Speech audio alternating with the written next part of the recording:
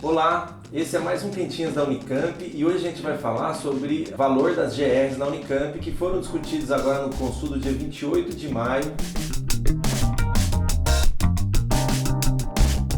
A reitoria, diante da possibilidade real de ter que desfazer o corte, né, pela própria manifestação da Justiça, colocou em pauta no Consul de dia 28 a revogação dessas medidas que cortaram o pagamento das GRs e a aprovação de uma nova tabela. Né? E sobre essa nova tabela a gente queria explicar para vocês que a gente não gostou, para nós isso faz parte de mais uma das medidas do Marcelo, que corta mais de quem ganha menos e mantém o privilégio da elite universitária. A mudança da tabela de gratificações, ela tem um corte equivalente ao que a gente tem hoje dos 30%.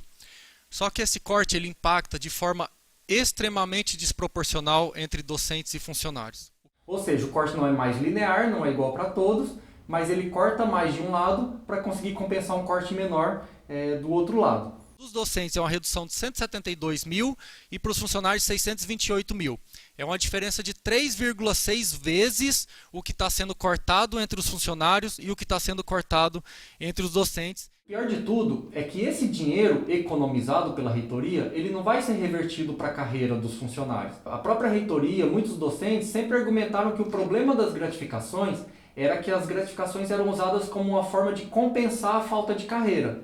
Alguém na posição de chefia ou de gestão usa uma GR para compensar ou recompensar/compensar problemas que são, na verdade, da carreira. Agora essas GRs são cortadas e isso não volta para a carreira dos funcionários. Significa menos dinheiro vindo para a nossa categoria. E se esse aspecto de que a GR estava meio que, vamos supor, com desvio de função da gratificação, né, para compensar a falta de carreira, esse aspecto não foi mudado. Porque o que a reitoria pôs em pauta da discussão é simplesmente como economizar do dinheiro que está sendo pago das GRs. Porque o fundamental aqui, veja, é que nós tenhamos uma perspectiva de redução de gratificações. O reitor fala, não, o propósito aqui é cortar as GRs. Né? Agora, rever isso, como isso se relaciona com a carreira e tal, não vai mudar. Mesmo o fato da conveniência política da atribuição das GRs. Não existe critério objetivo muito claro.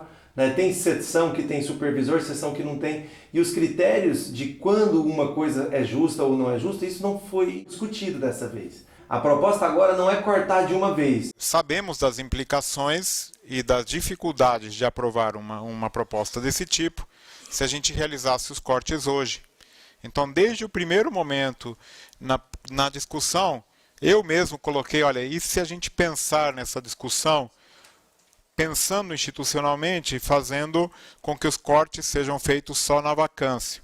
Quer dizer que quando a pessoa sair do seu cargo, quando deixar o cargo, é que aí a mudança eventualmente será feita. Isso aliviou um pouco a tensão para a reitoria passar essa proposta. Agora, se alguém for nomeado a partir de hoje, aí ele vai ser nomeado na nova tabela. Apesar de que individualmente o impacto é menor, porque como você coloca, a pessoa não vai sofrer o corte imediatamente, em termos de estrutura da universidade, essa proposta é muito ruim, porque ela leva a universidade para uma lógica cada vez mais gerencial, né, uma lógica de gerência pelos docentes e uma lógica do funcionário ser só um cumpridor de tarefas, um cumpridor de ordens. Então o funcionário ele decide cada vez menos os rumos da universidade, os rumos administrativos. Para a gente ter noção de como a universidade ela é gerenciada majoritariamente pelos docentes, basta a gente ver qual a porcentagem das categorias que recebem gratificações.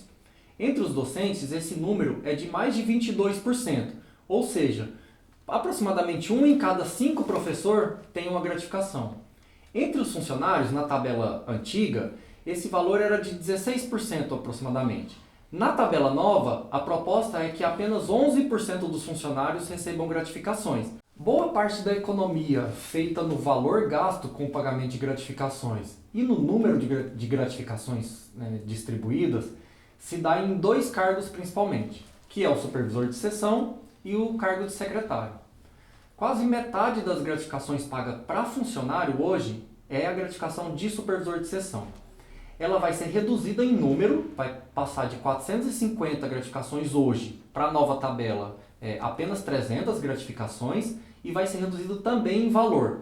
Para essa função, na prática, não vai ter a recomposição do corte de 30%, porque como ela teve um rebaixamento de grupo, o valor sem o corte é equivalente ao valor que a pessoa já recebe hoje com o corte de 30%.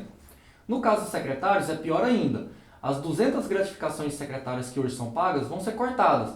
Vão ser transformadas em apenas 30 gratificações de secretário de direção e também com valor reduzido. Da mesma forma que no supervisor de seção, elas vão ser rebaixadas de grupo e o trabalhador vai perceber o mesmo valor da gratificação no valor atual com o valor que ele recebe com os 30% de corte. Eu também queria convidar a questionar se faz sentido ter 26 assessores docentes de gabinete, né? Ou 49 coordenadores associados de curso de graduação, sendo que já tem um coordenador de curso de graduação, tem um chefe de departamento, tem o diretor da unidade, né? Todo mundo gratificado. Na nossa opinião, o corte de 30% que foi feito em 2017 e reafirmado em 2018, ele foi muito prejudicial para muita gente. Muita gente que contava com esse dinheiro, que já planejava o seu orçamento considerando esse recebimento, foi prejudicado. Ele deveria sim ser revogado.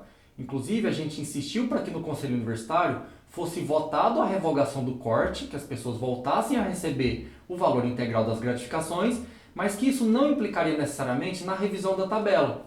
A gente insistiu para que houvessem duas votações em separado. A primeira dizendo que seria revogado os cortes e depois que se votasse se ia ou não mudar a tabela. Nessa hora, a reitoria fez questão do poder da caneta. Ela ignorou o nosso pleito de votar as coisas em separado, até porque a gente poderia ter uma discussão mais ampla, mais democrática, que envolvesse mais os problemas da tabela de gratificações para propor uma nova tabela, e ela não aceitou. A ideia de votar separado...